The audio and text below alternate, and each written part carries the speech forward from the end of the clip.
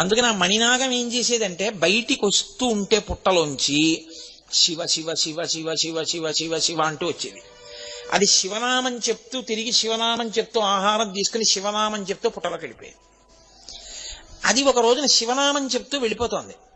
వెళ్ళిపోతుంటే చూశాడు గరుత్మంతుడు. చూసి దొరికిందిరా అందని కొట్టబోయాడు.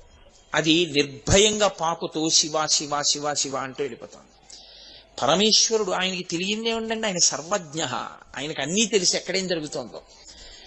ఎప్పుడూ నా పేరు చెప్పే అలవాటు ఉన్నటువంటి మణినాగాన్ని గరుత్మంతుడు కొట్టబోతున్నాడు. ఆయన వెంటనే నందీశ్వరుణ్ణి పిలిచి అన్నాడు, వెళ్ళి రక్షించన్నాడు. నంది ఒకడు శివుడు ఒకడు కాడు, అందుకే వీళ్ళ మధ్యలోకి వెళ్ళాం.